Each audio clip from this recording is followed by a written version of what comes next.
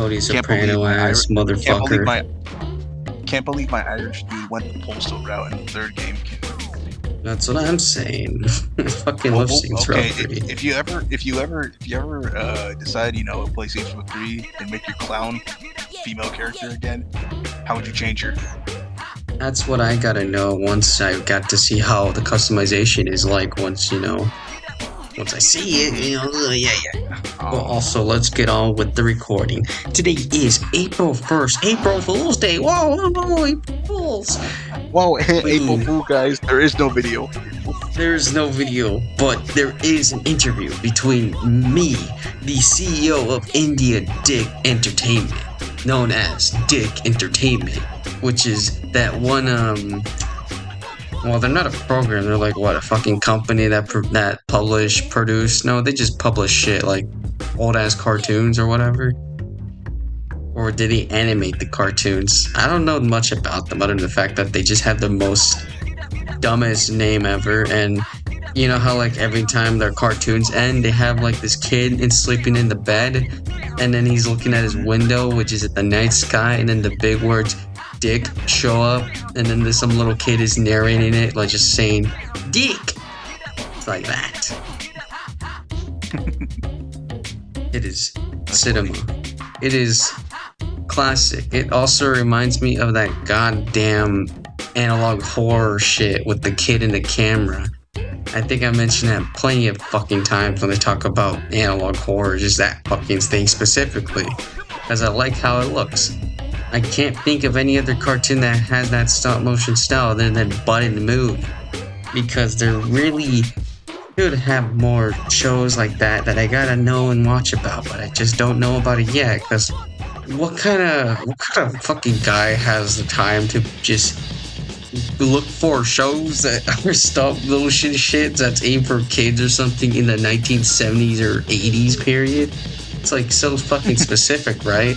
Yet people make analog horror out of that, surprisingly. Well, not enough yet, right? yeah.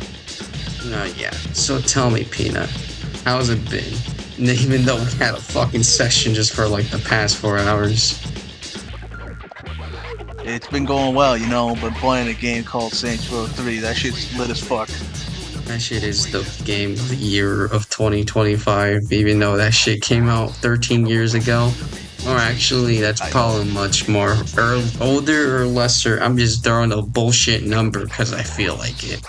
I have to make a direct accusation, so then I'm not left with I don't knows, or maybes, or zero answers, because you still gotta give a fucking answer. Am I right? The worst part, the worst part is just that the Saints Row the Third feels more like Saints Row than the reboot. Yeah, well, you can say any other Saints Row game feels more like Saints Row than a reboot, aside of like, I don't know. Actually, I'm just spraying out bullshit because I don't know how bad Gat Out of Hell is. Probably is not even that bad. I mean, it's not that bad. I mean, I do like the idea of you flying around as Johnny Gat. It sounds pretty cool as hell. Sounds pretty cool as. Does it? Oh wait, so you haven't played it? No, I never played it because then we gotta find out how it plays out, like how it actually plays. I know. Then there's also Saints Row 4, which is, I mean, alright. I never played that either, but with how much I've seen the gameplay of it at the time, it just looked pretty moddable. It also looked pretty damn fluid. I was gonna say, it looks like a different game. Doesn't it kind of like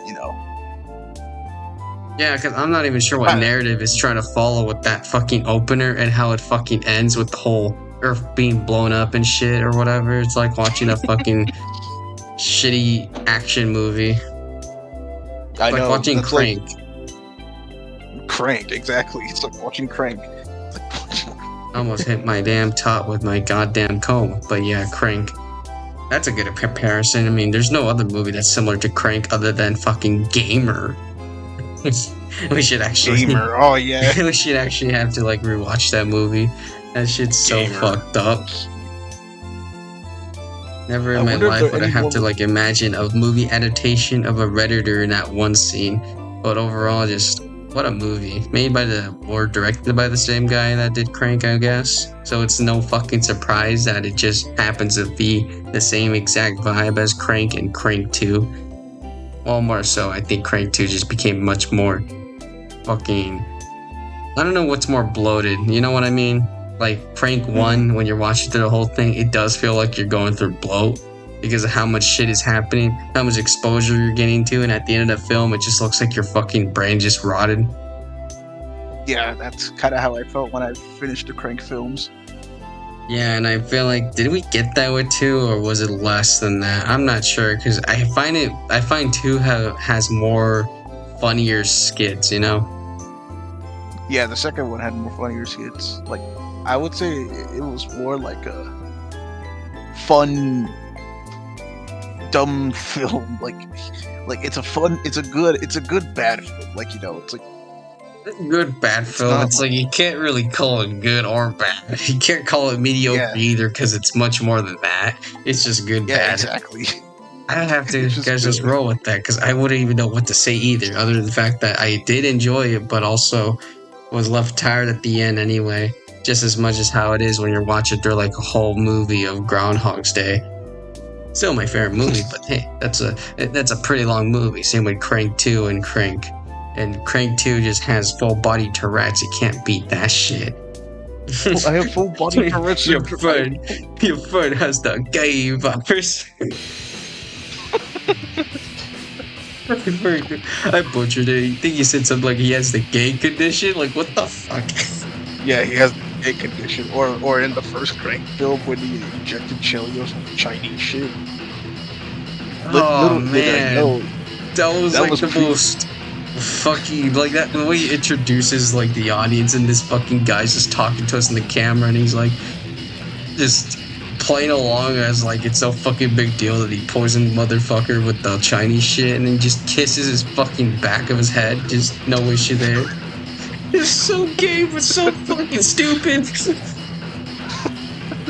He was like, I remember his first words. He's like, "Where is the love, Jeff?" He goes, "Where is the love?" It's like, what is he talking about? Is he gay? Is he secretly in love with him? Like, what's up with that? Like, they just do that. But then he actually fucking reveals like why he's killing him because of the shit he did or whatever. He's just so upset about it, which is also kind of funny because the guy he spared his life to just would fuck his shit over in like the second film. Like, for fuck's sakes, dude. It's so fucking stupid. Well, that same guy is the one that helped his ass during like his fight against that dude, even though that guy works for him. What about the one scene where he robs a taxi man and then he yelled Al-Qaeda to the yeah, and then everybody comes over and beats up the poor Sart. Like, holy shit, bro, they just killed him. No wonder if you can do that in real life, where you just stop. You're just being driven by a taxi driver that happens to be Indian and just say Al-Qaeda in 2008. I wonder how that goes. And then his final words were, I'm America, I voted for Bush. Oh man, what if he could still do the same shit by just saying, oh my god, he's Islamic! Oh fuck. I wonder how fucked up that is in modern day standards.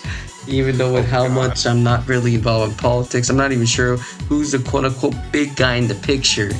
Because everybody likes to make a bunch of big bad guys out of the... Wait, did I say big guys? I meant to say bad guys. Are you trying to say big guys or bigots? No, I'm trying to say bad guys, like where, you know, how in politics, or like with the war that's quote-unquote going on. Oh my god. Imagine someone from, like, MAGA, like, supporter would just, like, he throws out a taxi and he just legit yells at him, liberal bomb, liberal fart bomb. Oh. My liberal rotund belly is expanding. Now this suddenly turned into an inflation joke.